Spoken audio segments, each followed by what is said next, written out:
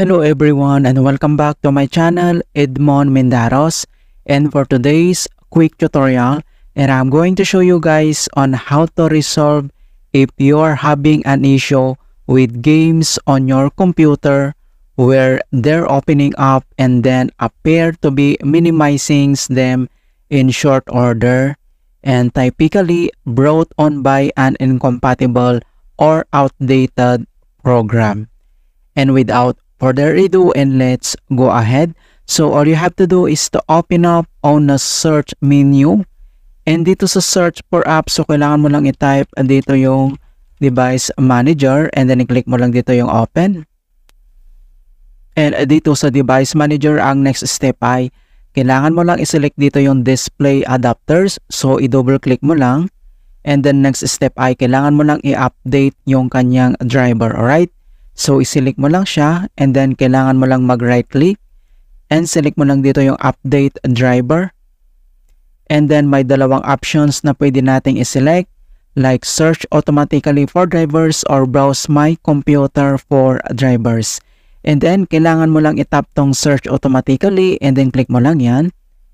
And then, makikita mo na dito na the best drivers for your device are already installed. Alright?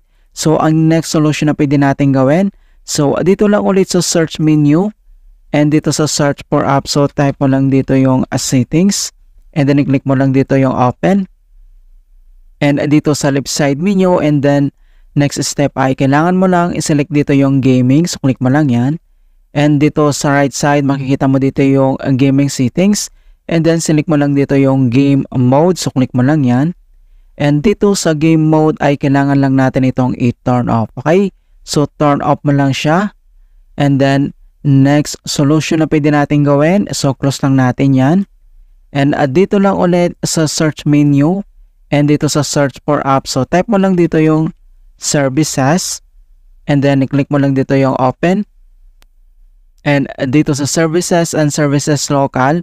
So, dito lang sa right side ay kailangan lang natin i-locate yung Windows error reporting. So, kailangan mo lang mag-scroll down and then ito na siya, okay? So, makikita mo dito yung Windows error reporting services and then kailangan mo lang i-select yan and then double-click ka lang and pop-up itong kanyang properties. So, dito lang sa general and then dito lang sa startup type. So, click mo lang yung arrow na yan and then click mo lang dito yung disabled.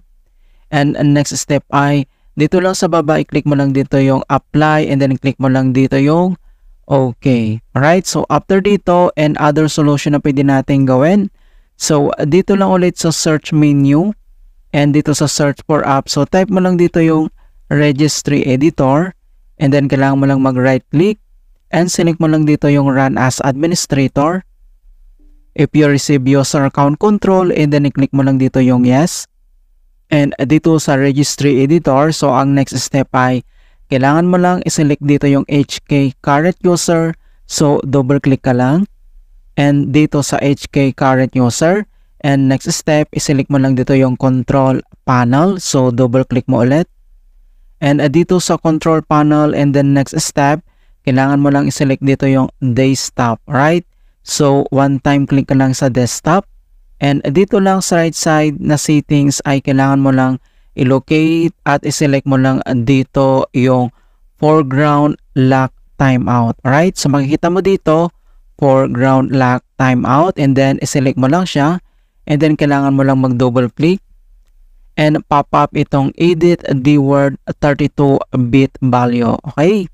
And next step, so double check lang yung name na foreground lock timeout. And dito sa value data ay kailangan nakalagay dito na 30D40. So 30 and small letter D and 4 and 0. And dito sa base kailangan nakaselect dito yung hexadecimal and then click mo lang dito yung OK.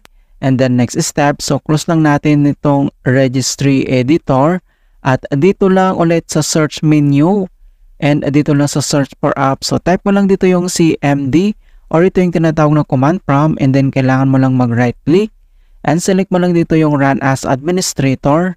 If you receive user account control and then i-click mo lang dito yung yes. And dito sa administrator command prompt ay kailangan lang natin i-enter yung command keyword na sfc space /scan now. So in all small letter lahat, and then yung /scan now ay one word yan, and press mo lang yung enter.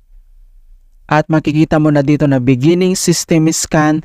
This process will take some time. Beginning verification space of system scan. So dito ay kailangan lang natin hintayin na ma-complete ang verifications into 100%.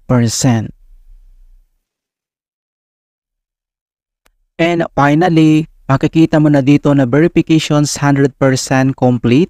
And next step, so close lang natin tong CMD. At dito lang si start menu at kailangan mo lang mag-restart. Okay, click mo lang yan. Alright, so ganoon lang po kasimple on how to fix full screen apps and games keep minimizing itself in Windows 10 or Windows 11. And please don't forget to like this video and subscribe to my channel for more quality content. Thank you guys and see you in my next tutorial.